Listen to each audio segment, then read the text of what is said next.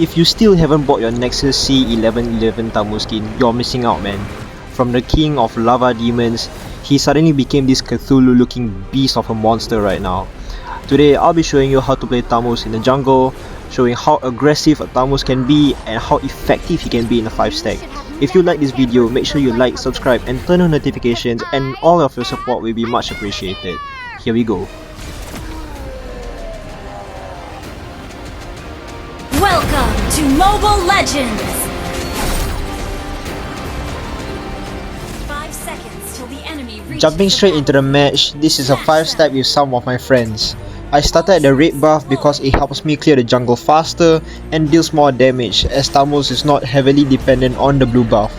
Usually I go for the flame retribution because with the build that I'm going for, it's more about going all in or nothing.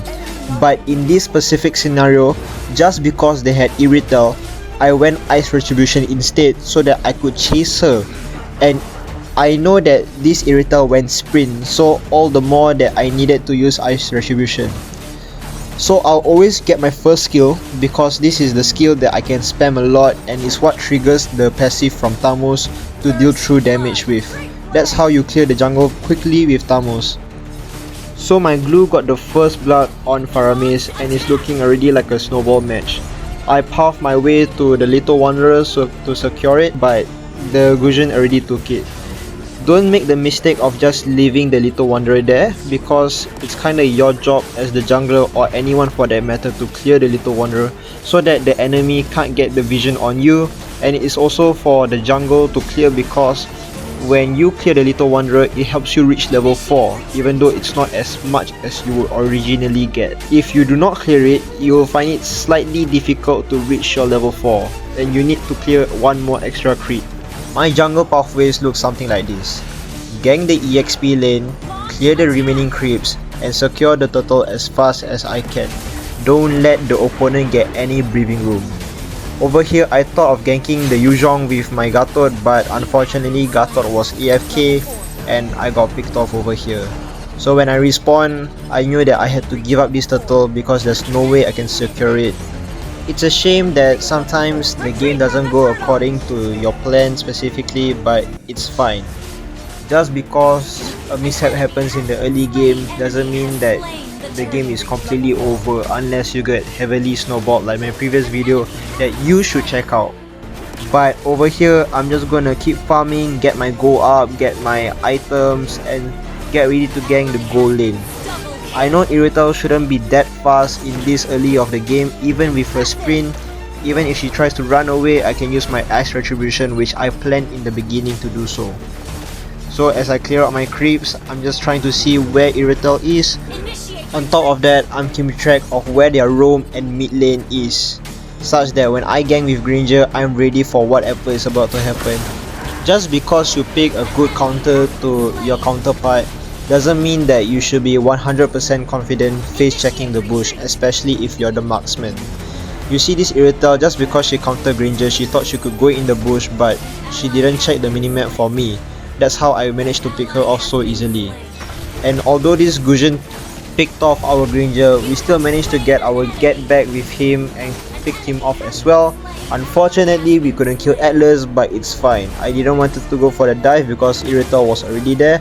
So all I'm going to do now is just continue farming, get whatever resource I can to prepare for the next turtle. Originally, I wanted to secure the blue buff and rotate to the EXP, but when I saw the Yuzhong, I wanted to shut him down ASAP so that he can't get fed.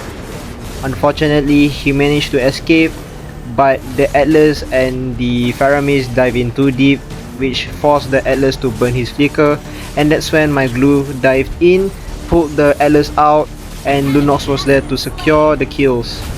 And Lunox also secured the kill on Faramis, and when I dived in for the Yuzhong, we also managed to kill him with my passive, which was quite lucky timing, I would say, and I managed to clear my blue buff. So whenever you're fighting Yuzhong, you really want to avoid his skills and his basic attack.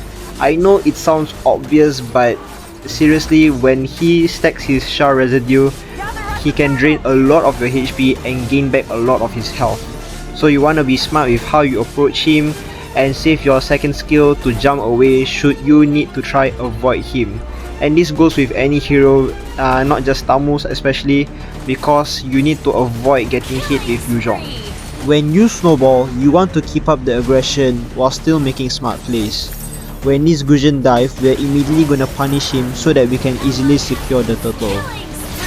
Glue and Gatot is already fighting Irrital, so I'm going to chase after Faramis, because I'm the only one that was close to Faramis and could deal with him, such that later they could come and back me up. So now this is essentially a free turtle. I just need my teammates to zone out our enemies and it should be all set. So here I already alerted my team that I did not have Ice Retribution. I feel like a learning point here was that they were too focused on the Atlas and even forgot that Yuzhong existed. Yuzhong here is the bigger threat because he has higher damage and still can do CC to me. Whereas Atlas, although he can ult me, there's not much damage that he can do to me, and it's very unlikely that he himself can steal the turtle from me. But it's okay, moving on.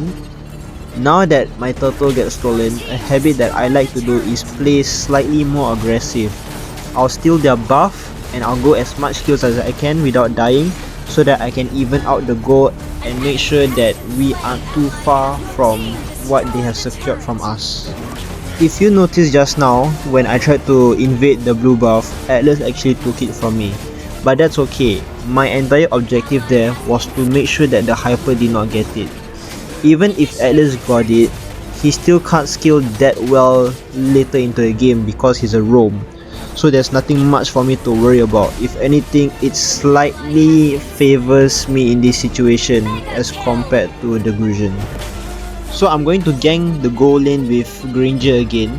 I'm walking around this long way to cut off the Irrital and to check for any enemies in the bush and giving vision to Granger. So with that out of the way, we are going to go for the turtle again, and I'm going to just use Ice Retribution to secure the Gil on Gusion so that I don't have to worry about a Retribution battle which I completely suck at. Okay, we're going to invade the buff. Remember, just keep up the aggression, don't let them breathe whatsoever. I wanted to take the lot, but Gusion just respawned, so it was a bit risky to do so. So this is when I decided that I wanted to start a team fight, and my teammates actually caught on to that. So when the Atlas went in and tried to go for a dive, I went for the backline instead, so that even if he were to set us, the backline couldn't do much. So over here I was trying to finish off the Irrital, but I couldn't. I retreated back and my team managed to secure the kill on Atlas over here, and subsequently also secured the kill on Irrital. Over here, I wanted to take out the Gusion so that I didn't have to worry about a retry battle, but seeing that they have less manpower and that the Yuzhong was too low to initiate a fight, I told my team that I would solo the Lord. So over here you can see how fast the Lord's health just goes down, and I popped ult because knowing Thamuz, his ult is really fast to get by, so I wasn't too worried if another clash broke out. Over here you can see like Atlas in the red buff area trying to get to me, so I wasn't being too complacent here. I saved the Retribution to the end just in case the Gusion used his ult to teleport and retrieve the Lord away from me. While waiting for the Lord, I clear out all my buffs and creeps because I'm still not yet level 15, so I still wanted to get any more resources that I can get and try to keep the snowball rolling even further. And over here, I'm quite isolated from all of my teammates, so I'm not going in for dives or any committed fights or anything. I'm just trying to poke and apply pressure such that we can take down the turrets. So because they had the golden shield, it's important that we try to activate it first instead of going for a full on clash and focus on the objectives. So I was trying to look for an opening here, but nothing was working out, so I just focused on the mid lane turret instead, and by taking that down, it's already a huge win from this Lord itself. And unfortunately, I will die in this match because I got altered by Atlas and I couldn't keep up with all the damage and the sustain, but I still managed to take down some of their players. So So this was the final stretch of the game. You can see how the Atlas and Paramis was really desperate to hold on to this game, and for the most part I do have to agree that they managed to successfully drive us back, but it wasn't quite enough because even though we were low, all the minions were starting to creep in. So as I pushed the turret by myself, the Glue and Granger helped to clean up everything, and there was not much that this desperate Paramis can do. And once we wiped them all out as they were respawning, we managed to finish off the base once and for all and took home the victory. Victory! So that is how I play Thamuz in the jungle, and especially within a 5 stat you can see how effective he can be. Maybe in solo queue he may not be as strong, I agree, but that doesn't make Thamuz a bad hero.